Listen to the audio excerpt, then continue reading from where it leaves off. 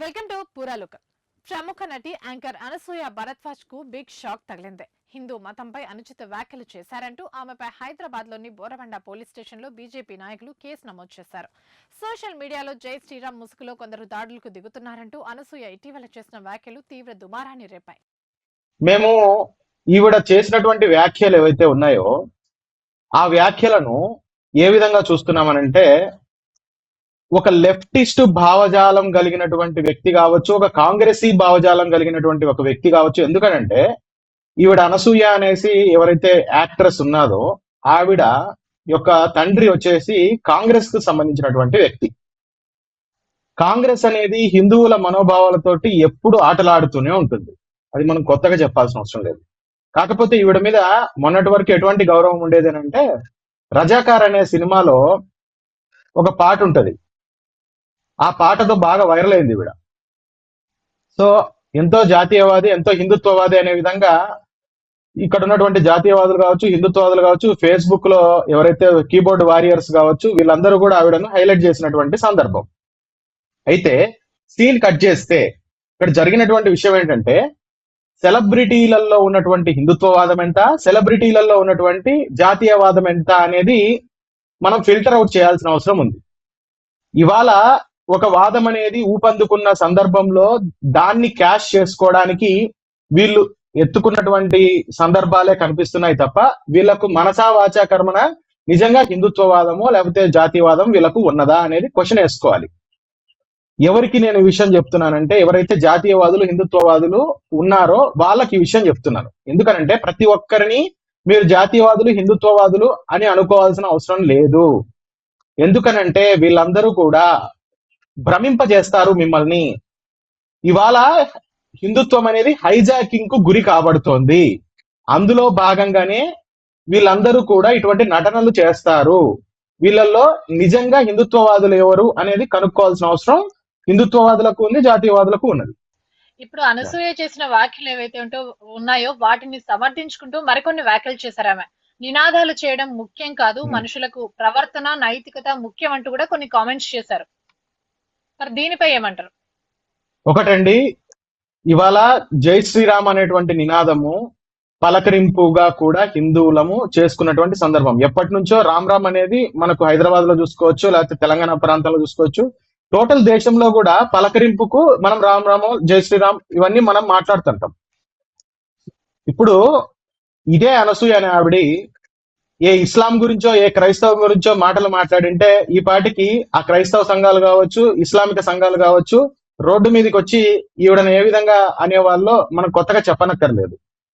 ఈవిడకు ఉన్నటువంటి అడ్వాంటేజ్ ఏంటంటే, ఒకటి ఈవిడ బ్రాహ్మణ కార్డు అనేది ఒకటి ప్లే చేస్తుంది. సో ఇక్కడ మనం గమనించుకోవాల్సిన విషయం ఏంటంటే, మనకు బ్రాహ్మణత్వం ఎవరిలో ఉంటుందో వాళ్ళను మాత్రమే మనం బ్రాహ్మణులుగా పరిగణించాలి తప్పిస్తే, ఎవరైతే నిత్య కర్మలు చేస్తూ ఎవరైతే త్రికాల సంధ్యలు చేస్తారో వాళ్ళని మాత్రమే మనము బ్రాహ్మణులుగా పరిగణించాలి తప్పించి, కేవలం కులంలో పుట్టినంత మాత్రాన బ్రాహ్మణులుగా పరిగణించాల్సిన అవసరం లేదు. అనేక సందర్భాలలో మనకు ప్రూవ్ అయింది. ఇప్పుడు తండ్రి బ్రాహ్మణుడు, తల్లి రాక్షసి అయినటువంటి రావణాసురుడు ఎవరైతే ఉన్నాడో పేరుకు బ్రాహ్మణుడు, కానీ బుద్ధులు ఎలాంటివి? రాక్షస బుద్ధులు. అప్పుడు రాక్షసుడు అవుతాడు. అంతే తప్ప వాళ్ళను మనం వెనకేసుకోవాల్సిన అవసరం లేదు.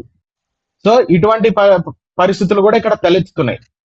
ఇప్పుడు కత్తి పద్మారావుకి ఒక రూలు, అనసూయ భరద్వాజ్కి ఒక రూలు, లేకపోతే ఆ కత్తి పద్మారావుకి ఒక రూలు, లేకపోతే యార్లగడ్డ లక్ష్మీప్రసాద్కి ఒక రూలు, ఇలాంటి రూల్స్ ఉండవు కదా. హిందుత్వ అనే లెన్స్ లో మనం చూస్తున్నప్పుడు ప్రతి ఒక్కరికి ఒకటే rule. Rule is rule, rule for all.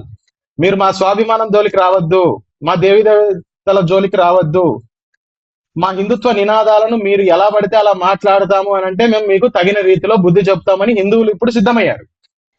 చూసుకుంటే అనసూయ చేసిన కామెంట్స్ కానివ్వండి, వ్యాఖ్యలు కానివ్వండి ఏవైతే ఉన్నాయో, ఇందులో ప్రధానంగా నేను చేసిన వ్యాఖ్యల వల్ల, అంటే ఆమె మొదటిగా చేసిన వ్యాఖ్యలు ఏవైతే ఉన్నాయో వాటి వల్ల ముసుగులో ఉన్న అసలైన దొంగలు బయటకు వస్తున్నారు అంటూ కూడా ఒక హాట్ కామెంట్స్ చేశారు.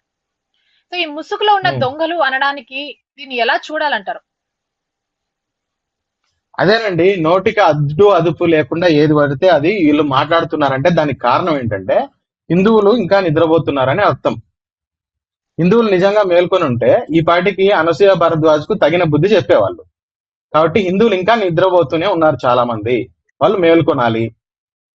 ఇంకోటి ఏంటంటే వీళ్ళ వీళ్ళు సెలబ్రిటీస్ లాంటి వాళ్ళు ఎలా ఉంటారంటే వీళ్ళకు ఎవడు పైసలు ఇస్తే వాళ్ళ మాటలు మాట్లాడే బ్యాచ్ ఇది. నేను అందరిని అనట్లేదు, చాలా మంది సెలబ్రిటీలు అలాంటి వాళ్ళే ఉంటారు. వీళ్ళకి దేశం పట్టదు, ధర్మం పట్టదు. వీళ్ళకి ఏంటంటే ఈ రోజుకు పని గడుపుకున్నామా అనే విధంగా ఉంటారు. వీళ్ళకు సిద్ధాంతం లాంటివి ఏమీ ఉండవు చాలా మంది సెలబ్రిటీలకు. అందుకనే ధర్మం అనేది ఏంది అనేది తెలుసుకోవాలి హిందువులు.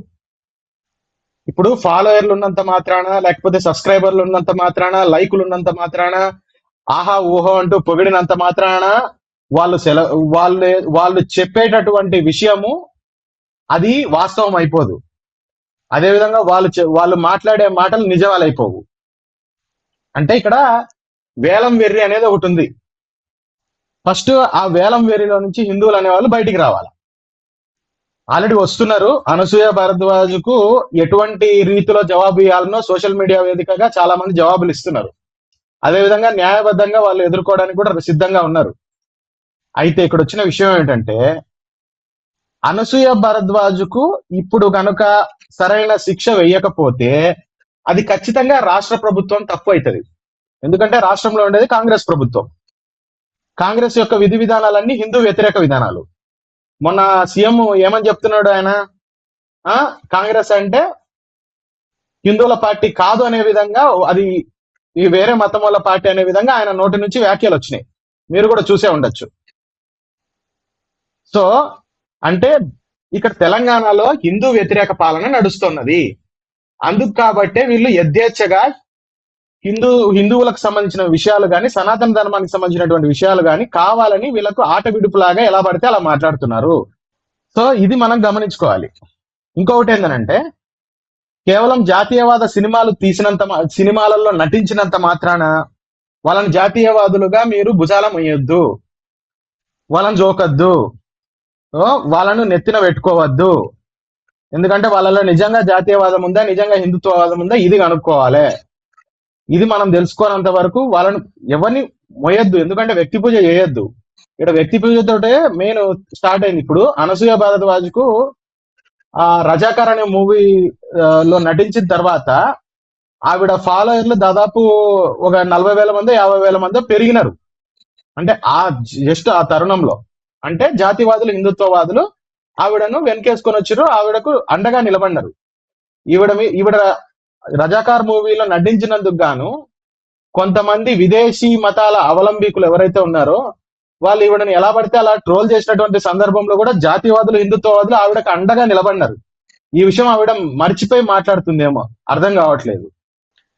ఇందాక మీరు అన్నట్టుగానే అనసూయ తండ్రి యొక్క కాంగ్రెస్ పార్టీకి సంబంధించిన వ్యక్తి అని అన్నారు. ఇప్పుడు ప్రస్తుతం రాష్ట్రంలో కూడా కాంగ్రెస్ పాలన కొనసాగుతుంది. మరి ఈ నేపథ్యంలో అనసూయ చేసిన వ్యాఖ్యలు ఏవైతే ఉన్నాయో ఇప్పటికే బీజేపీ నేతలు కొందరు కేసు కూడా ఫైల్ చేయించారు. మరి కాంగ్రెస్ పార్టీ ప్రభుత్వమే నడుస్తుంది కాబట్టి అనసూయకి దీనికి సంబంధించి ప్రధానంగా శిక్ష పడే అవకాశాలు ఉన్నాయంటారా, లేవంటారా?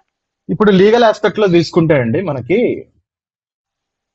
మనకు లీగల్ గా హిందువులకు వ్యతిరేకమైన పద్ధతులు, వ్యతిరేకమైన చట్టాలు, వ్యతిరేకమైనటువంటి హిందూ వ్యతిరేక రాజ్యాంగం భారతదేశంలో నడుస్తుంది. అది మనం గమనించుకోవాలి. సో లీగల్ గా ఆవిడను ఏ గ్రౌండ్స్ లో శిక్షించాలా లేదా అనేది లాయర్లు చూసుకుంటారు, నో డౌట్. జాతీయవాద లాయర్లు, హిందుత్వవాద లాయర్లు ఉన్నారు కదా, ఉన్నారని మేము భావిస్తున్నాం. వాళ్ళు చూసుకుంటారు, వాళ్ళు చూసుకోవాలి కూడా, వాళ్ళ బాధ్యత కూడా. సో ఏదైతే పార్టీ హిందువులకు అండగా నిలబడుతున్నామని చెప్పుకునే పార్టీలు కూడా వాళ్ళు ఖచ్చితంగా ఈ విషయం మీద గట్టిగా నిలబడాలి. అంతేగాని ఇక్కడ కులం కార్డో లేకపోతే ఇంకొక కార్డో, రకరకాల కార్డులు, ఉమెన్ కార్డో, ఇంకొక రకమైన కార్డు వాడుకొని ఆవిడ శిక్ష నుంచి తప్పించుకునిందంటే అది ఖచ్చితంగా ఇక్కడ ఉన్నటువంటి ప్రతిపక్షాల చేతకంతనం కిందికి వస్తుంది. అదేవిధంగా హిందువులలో ఇంకా చైతన్యం అనేది రాలేదనే విషయం కిందికి కూడా వస్తుంది.